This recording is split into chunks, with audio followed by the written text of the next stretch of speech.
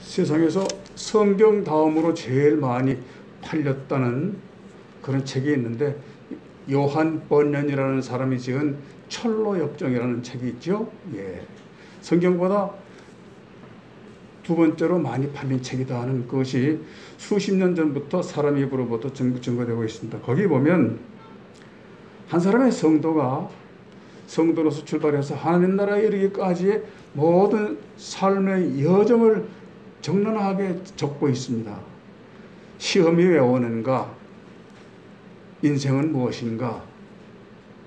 지금 이 순례의 길을 걷고 있는 신앙의 여정을 걸어가는 인생들에게 하나님은 무엇을 원하시는가? 그것을 끊임없이 상황을 통해서 반복적으로 펼쳐나가는 것이 바로 대서사시라고 불리우는 요한 번연의 여정입니다. 철로 역정, 하나님 나라에 가는 인생길, 그겁니다. 거기서 계속 하는 말은 예수 믿는다는 예수 믿는다는 것은 무엇인가? 교회 다닌다는 건 무엇인가? 신앙생활 한다는 것은 무엇이어야 하는가? 그것을 반복적으로 이야기해 줍니다. 어떤 상황에서 어떤 일이 생겼을 때 어떤 마음가짐으로 기도하고 문제를 해결하고 걸어가야 되는가? 그거를 계속 반복해서 알려주는 것이 철로역정인데, 그것은 마치 성경하고 닮았습니다. 성경에서도 모든 인생들의 상황을 이야기해 주면서 그 상황을 헤쳐나가는 방법, 믿음을 잃은 사람들이 믿음을 회복하고 하나님께 가까이 다시 나아가는 방법, 계속 반복적으로 얘기해 주죠. 창세기에서부터 마지막 신약의 마지막 계시록까지 반복적인 이야기입니다. 그건 반복해서 해야 되고요, 연습해야 되고요, 훈련해야 되고요, 끊임없이 진리를 탐구해야 하는 것이 성도로서 이 세상을 사는 철로역정이다. 그러니까 성도로 살려기 위해서는 게을러서는 절대로 안 되고요, 마음이 눅눅해서도 절대로 안 되고요, 항상 긴장하고 항상 애쓰고 항상 깨어 있어야 된다는 것, 곧 나라를 지키는 군인으로 비유되는 그런 한 상징적인 이야기입니다. 우리 그리스도인들이 평생을 영혼의 양식 삼고 읽어야 하는 성경 말씀, 창세기부터 계시록도 끝까지 그것입니다. 끝까지 진정한 신앙이라는 무엇인가? 예수 믿는 사람은 그 생각이 어떠해야 하는가? 그 생활 모습이 어떠해야 되는가? 반복적으로 훈련시키는 목적으로 주신 말씀이 성경 신구약입니다. 그래서 성경 말씀을 많이 읽으면 읽을수록 훈련이 돼서 유능한 하나님의 병사로 커갈 가능성이 높아지는 것이죠. 그래서 담임 목사님이 주마다 성경을 제시하고 설교를 하고 있는 것 아닙니까? 계속적으로 말씀으로 지시하고 강조함으로써 우리들을 하나님이 원하시는 모양으로 지어가는 것, 만들어가는 것, 빚어가시는 것. 그래서 성경책은 신앙인의 로드맵이다. 하나님께서 인생길을 위해서 준비하신 지도다. 그 길로 따라가야 된다. 그것을 강조한다고 얘기해주는 것입니다.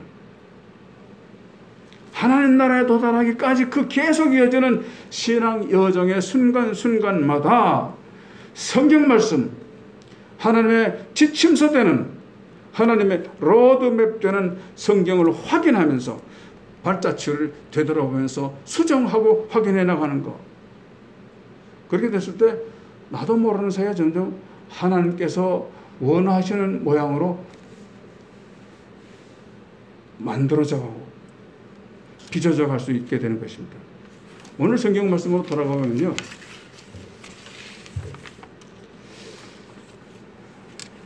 오늘 주시는 말씀의 목적은 포괄해서 한마디로 한다면 새 사람입니다. 새 사람.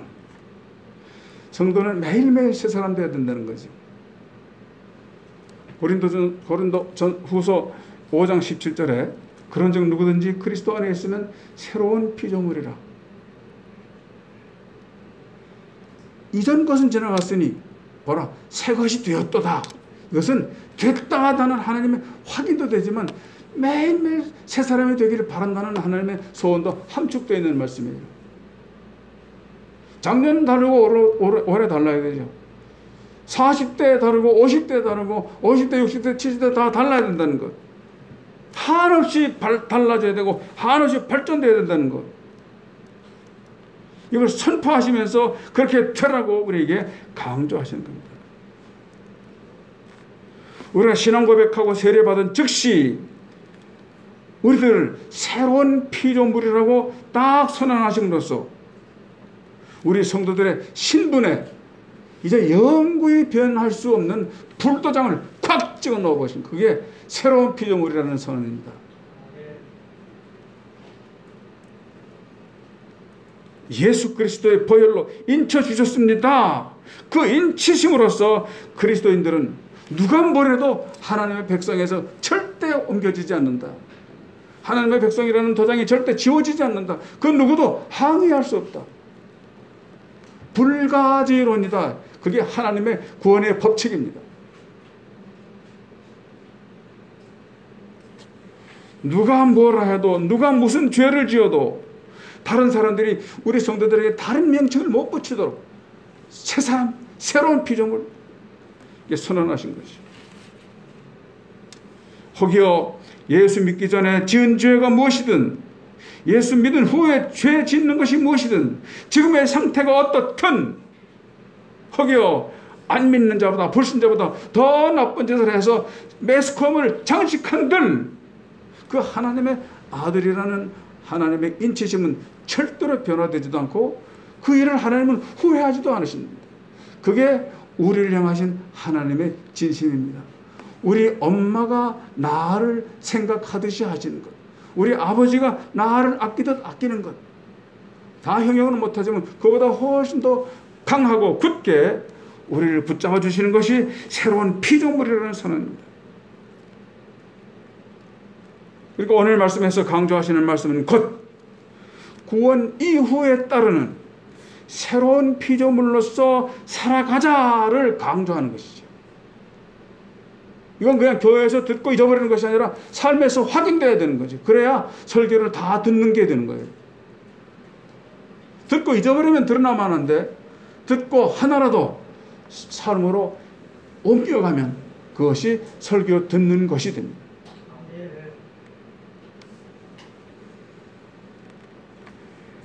22절부터 24절은 새로운 피조물로 살아가는 것이 새로운 피조물들이 의무이고 도리다 하는 것이 말씀의 총론이라면 그 이후에 25절로 32절까지는 강론으로서 이런 경우 이렇게 저런 경우 저렇게 무슨 일을 할 때 이렇게 알려주는 것이죠.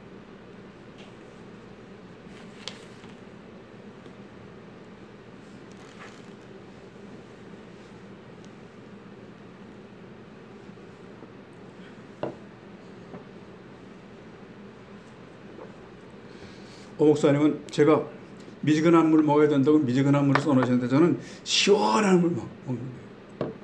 이거 먹으면서도 생각나는 것이 텔레비전 보면요 아프리카 어린이들이 그 도저히 먹을 수 없는 물을 퍼다가 그 통도 이상한 데다가 둥둥 떠있는 누런 물을 먹으려고 가져가잖아요. 그거 보면서 가슴이 아파요. 저래야 되나.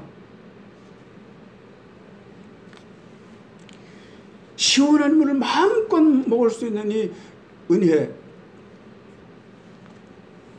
얼마나 놀라우신 하나님의 은혜인가. 내게만 주셨으니까 나에게만 주신 거예요. 목마를 때 시원한 물 먹을 수 있는 거, 맑은 물 먹을 수 있는 거.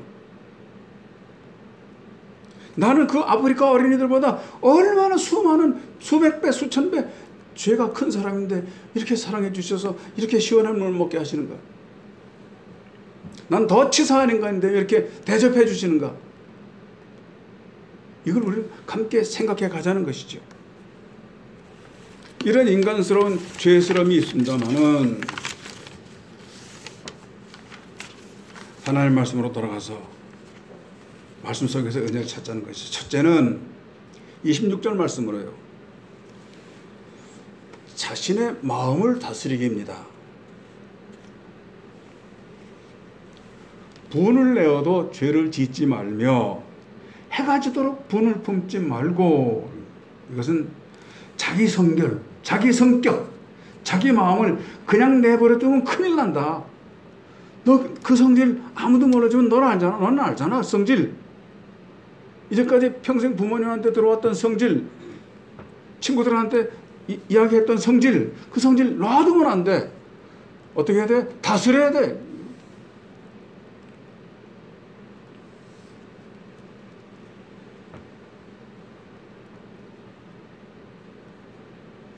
분을 내어도 죄를 짓지 말며, 화가 나도 싸우려고 들지 말고, 화내려고 그러지 말고, 호소하려고 그러지 말고, 하나님 성령 근심시키지 말고, 못된 성격 붉고 도구 품고 있지 말고, 이거 이렇게 해야 될 일이 너무 많아요. 믿음 생활은요, 끝도 없고 한도 없고, 자기 마음, 자기 심령을 다스리고 절제하고 참고 복종을 시키는 나날들이다. 이게 신앙 여정 중에 하나이다. 자기와의 싸움이라는 거죠. 다른 사람과 싸울 일 없어요. 웬만한 건 다 양보할 수 있어요. 근데 자기의 못생긴 성격 때문에 자기가 싸우는 거예요. 남하고 싸우는 것처럼 사실은 자기하고 싸우는 거예요. 자기 성질 못 얘기해서 싸우는 거예요. 예수님 우리의 성질이 그런 거 잘 알아요. 요 모양 요 꼴 된 것도 네 성질 못된 것 때문이다라고 말씀하고 있어요.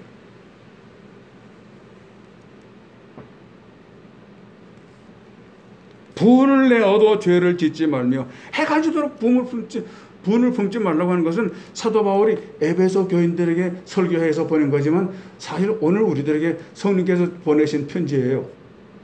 분을 내어도 죄를 짓지 말며, 화가 나도 죄 짓는 데까지 마라. 화가 나는 건 그로 불 꺼버려라, 이런 뜻입니다. 이것은 사도 바울의 선교 편지이기도 하고 예수님이 성령으로 오늘 우리에게 주시는 말씀이기도 해요. 철로역정이라는 이 신앙 소설을 언급했습니다마는 하나님의 한 사람의 구원받은 성도가 아버지 집 천국문에 도달할 때까지 당하거나 겪는 수많은 사건이나 사고들이 바로 자기 성질 때문이다 하는 걸 알려준 거예요. 못 참고 할 말 다 하고 성낼 거 다 하고 호소 다 하고 투정 다 부리고, 그런 것이 자기 발목을 잡아서 그 수월한 길 갈 수 있는 철로역정이 고생스럽고 싸움투성이고 원망투성이고 어떨 땐 하나님이 어디 갔나 모르겠고, 이렇게 된 결과는 바로 자기 자신의 온전케 고치지 못한 성품 때문이다. 성품을 싸워가지고 된다. 자기 스스로 마음을 다스리라 하는 명령이랍니다. 항상 문제의 원인은 나 자신의 성품이다. 그것 때문에 그렇게 됐다. 이렇게 말하는 거죠. 실패의 원인, 불행의 원인, 불화의 원인, 싸우는 소리가 바깥에까지 나가는 원인, 그 원인은 자기 자신이고요. 자기 마음가짐 때문에 일어나는 일들이 대부분이라고 고백하고 있습니다. 내가 고생하고 내가 짐져야 하고 내가 눈물을 흘리는 이유와 원인 제공자는 바로 나 자신의 마음이었다 하는 관점, 바로 이 철로역정의 중심 스토리가 바로 그것입니다. 내 죄요, 내 죄요, 내 잘못이요, 내 잘못이요, 내 큰 탓이로소이다. 그 감정이 바로 철로역정의 중심 스토리였다는 것을 우리가 다 압니다. 내가 어떤 마음가짐으로 어떤 태도를 가지고 이 세상과 상대하면서 사는가. 기나긴 신앙 여정을 좌우하기도 한다는 것. 내 마음가짐에 따라서 내 인생길이 좌우된다는 것입니다. 매일매일 달라져야 한다는 것입니다. 매일매시 달라져도 좋게 달라져야만 된다는 것입니다. 새로운 피조물의 뜻은요, 신학자들이 해석해놓은 이렇게 되어 있습니다. 새로운 피조물, 완성된 상태를 말하는 것이 아니라 매일매일 달라지고 성장하고 익어가는 생명력과 성숙성을 강조하는 말이다. 너 살았어? 맞아. 살았으면 움직여. 살았어? 성경 읽어. 살았어? 전도해. 살았어? 은혜를 간구해, 이 뜻입니다. 하나님의 창조 작업은 완성된 것이 아니고 지금도 계속되고 있다는 철학의 증인거가 바로 그것입니다. 몇 달 전에요, 갑자기 러시아가 우크라이나를 침공해 왔어요. 6.25 저는 겪은 나이가 됐는데 무서워요. 매일 죽어요. 멀쩡하던 사람이 죽어요. 그냥 거기처럼 풀다가 죽어요. 총 맞으면. 포탄이 날라오는 길에 엎드려져서 살기도 하고 그랬었어요. 많은 죽는 모습을 봤어요. 경기도 이천 골짜기 있지도 못해요. 총알이 막 비처럼 날아오는 곳을 뛰어서 도망가기도 하고 엎드려서 살아나기도 하고 그랬었어요. 아수라장이라고 그러죠. 그런 걸 겪었어요. 여러분들은 되게 연세가 그렇게 안 되니까 모르실 거예요. 우리 집 사람이 3살 때라니까 모르는 거죠.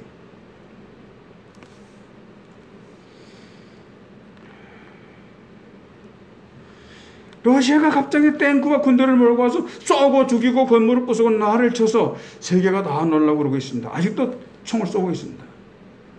근데 들려오는 소식이 그 텔레비전 보니까요, 우크라이나 병사들에게 러시아 병사들이 잡혀왔는데 이 러시아 병사들이 여기 왜 왔는지도 모른대요. 그런 사람이 있어요. 또 보급이 끊겨서 못 먹으니까 굶어 죽겠으니까 밥 달라고 해서 그 밥 얻어먹는 모습, 러시아 군인들이 왜 왔는지도 모르고 우리는 빨리 집에 돌아가고 싶어요 해요. 이건 군인이 아니잖아요. 그냥 애들 어쩌다가 끌려온 거잖아요. 근데 그런 사람들을 군인으로 갖다 세운 거예요, 러시아 정부가. 급하니까. 처음엔 한 일주일이면 그 조그만 나라 다 먹을 줄 알았는데 지금 넉 달이 다 지나도 아직도 지고 있잖아요. 끌려가고 있다고요. 왜 그래요? 훈련받지 못한 병사의 모습이 그렇다는 겁니다. 훈련 안 된 그리스도인은 그런 모습과 마찬가지예요. 그리스도인인 줄도 모르고 내가 왜 그리스도인이 됐는 줄도 모르고 다 망각하고 그냥 육신의 사람으로만 살아가고 있는 거. 그건 철로역정의 그리스도인이 아니죠.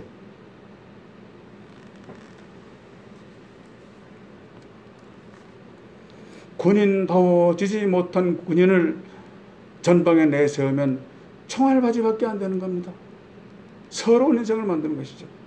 그래서 우리는 훈련받자, 새로운 사람이 되자, 새로운 피조물이 되자 이 뜻입니다.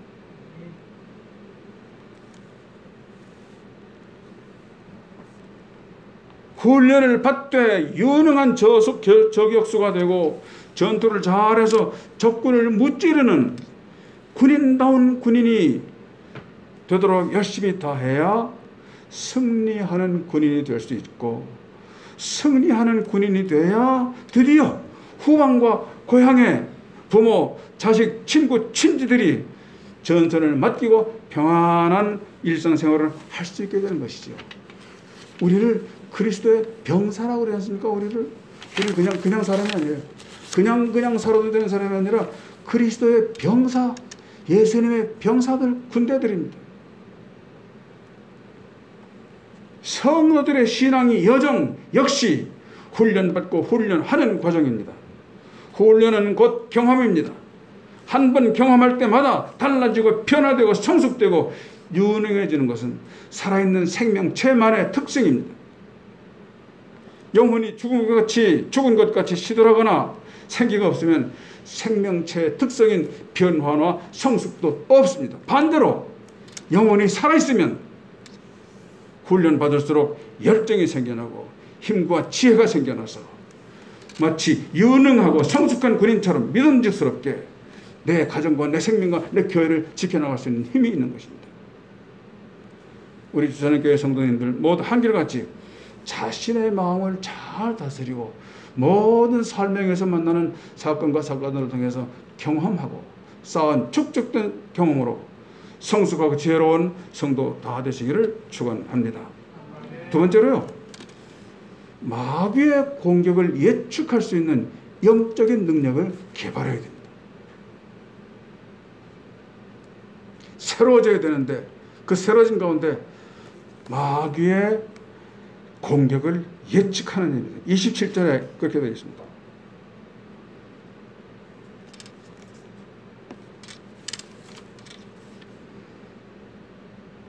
마귀에게 틈을 주지 말아라.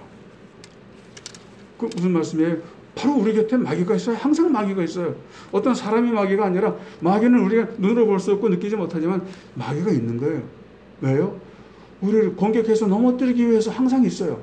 그걸 깨고 치워야 돼요.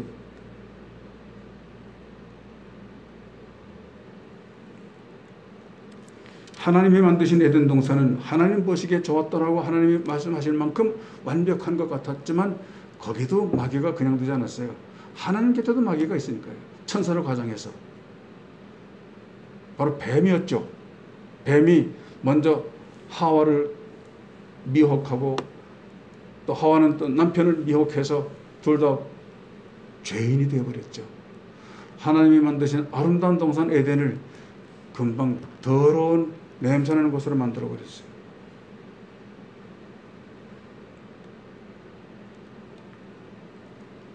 우리 성도들의 신앙 여정에 마귀는 절대 빠지지 않고 있습니다. 항상 있습니다. 항상 우리 집에 있습니다. 며칠 전에 우리 집에 집사람이 일어나서 얘기하더래요. 감자를 누가 갉아먹은 것 같아서 가져왔더라고요. 베란다에서 보니까 쥐가 먹은 자리예요. 그 쥐가 들어올 자리가 없어요. 우리 집에. 창문 자고 다니까. 근데 쥐가 먹은 게 분명해요. 그러니까 그걸 뭘 의미하는지는 잘 알아요. 혼자 들어왔든지 둘이 들어왔든지, 혼자 들어왔으면 하나 잡으면 되지만 둘이 들어오면 틀림없이 새끼를 까거든요. 새끼 낳는 자리를 못 찾아서 쩔쩔매다가 구멍에 있으면 들어와서 찾는데 이만큼 감자 깎아 먹은 게 새로 사온 거 감자 먹은 게 있어서 보니까 쥐가 있은 것 같아요. 그래서 제가 손질 돈도 없더라고요. 시장에 가가지고 쥐 틀을 살려고 하니까 쥐 틀 없다고 그래서 이제 찍찍이 붙이는 거 붙였는데 딱 갖다 놓으니까 그 이튿날 아침에 새벽에 아무래도 일찍 봐야 될 것 같아서 더 보니까 붙어 있더라고요. 여러분 쳐다보더라고요. 저를 이렇게. 우리 사람이 난리가 났죠. 쥐 보니까. 자기도 쥐띠인데 쥐를 그렇게 무서워해요.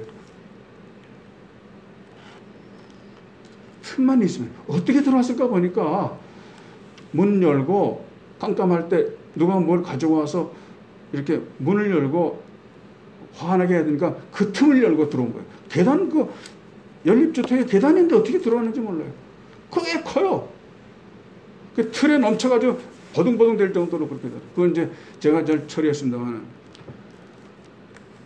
쥐는 우리 인생에 꼭 있어요. 사람 사는 곳에 쥐가 있어요. 사탄도 그래요. 특히 마귀 사탄은요, 우리 성도들 옆에 바로 붙어 있어요. 찬스만 있으면 쥐같이 달려들어요. 그래서 넘어뜨리고 시험 들게 하고 믿음 없애기려고 그러고 상처내게 하려고 그러고 하나님과 관계 멀게 하려고 그러고 죄짓게 만드는 거죠. 우리가 그런 감각이 있어야 된다는 거죠. 잊어버리고 돈, 명예, 권세, 건강 그런 것만 찬양하고 다니다가 나도 모르는 사이에 사탄의 침입을 받는 거. 그건 슬픈 일입니다.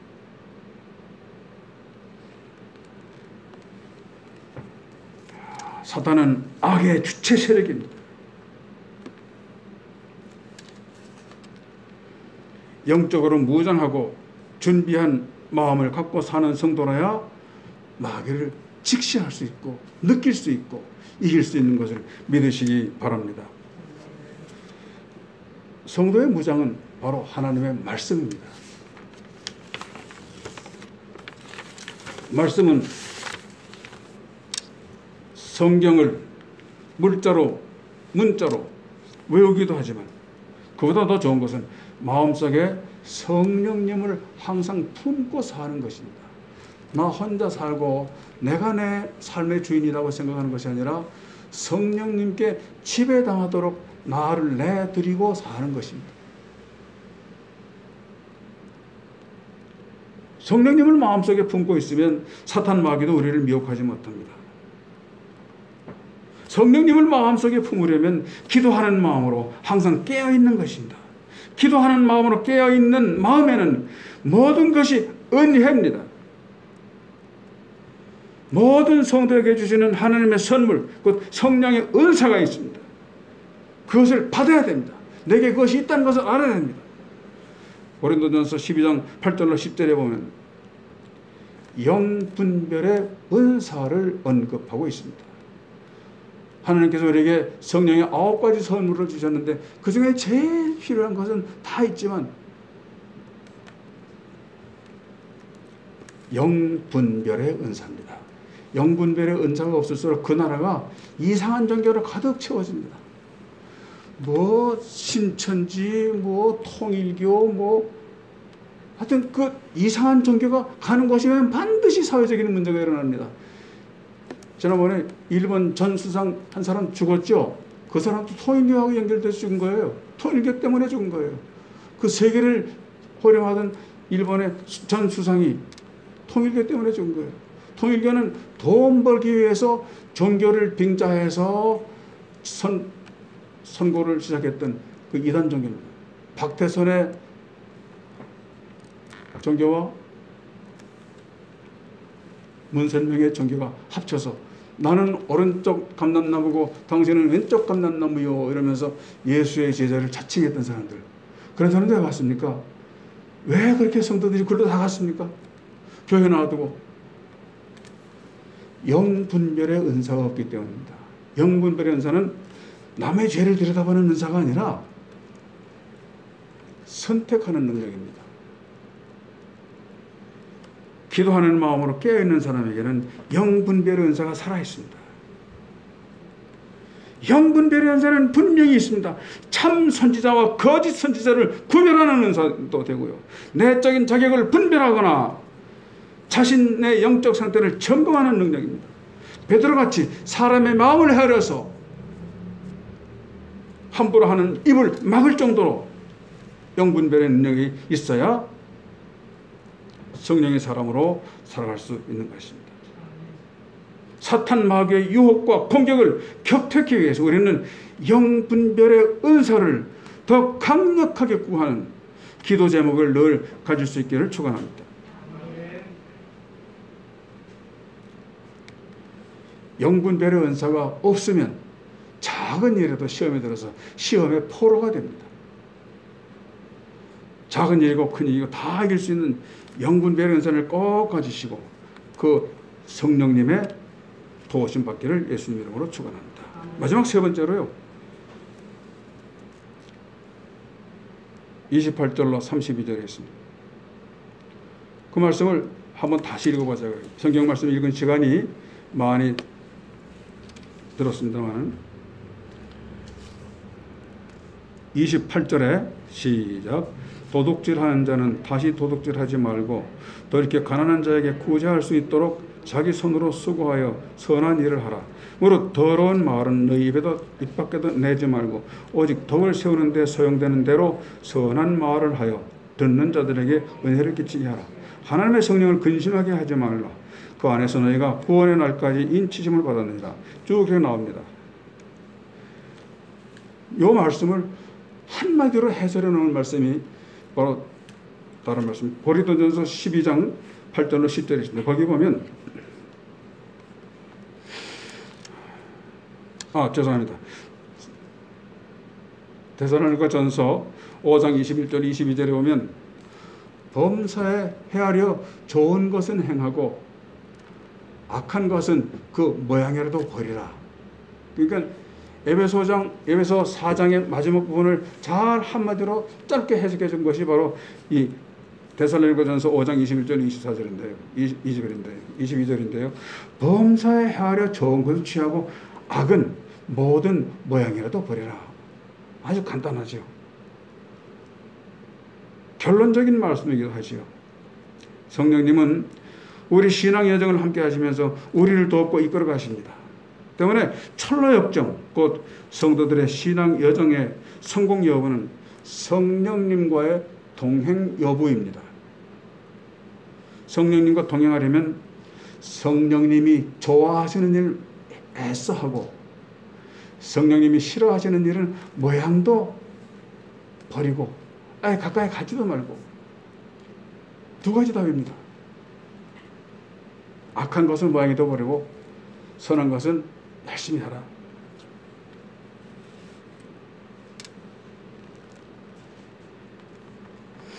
힘들어도 성령님 좋아하실 일 열심히 하기.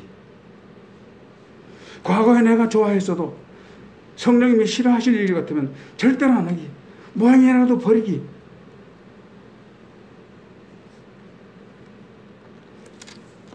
이거 성령님께서 좋아하실 일 아닐 것 같다 싶으면 자기의 과거부터 현재까지 모든 행적을 다 찾아가지고 아 이거 내가 일찍 버렸어야 되는데 못 버렸구나 깨달아서 그걸 버리도록 노력하기.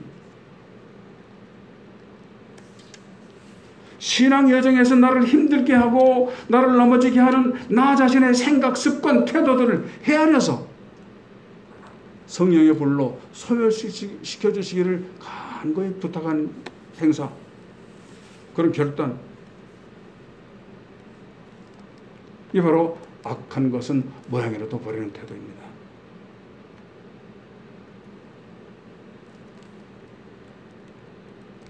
성도의 삶은 신앙 여정인데 그 신앙 여정을 복되게 하려면 첫째 제가 뭐라고 그랬죠? 자기 마음 다스리기. 두 번째 뭐라고 그랬죠? 마귀의 존재와 공격을 예측할 수 있는 영적인 능력.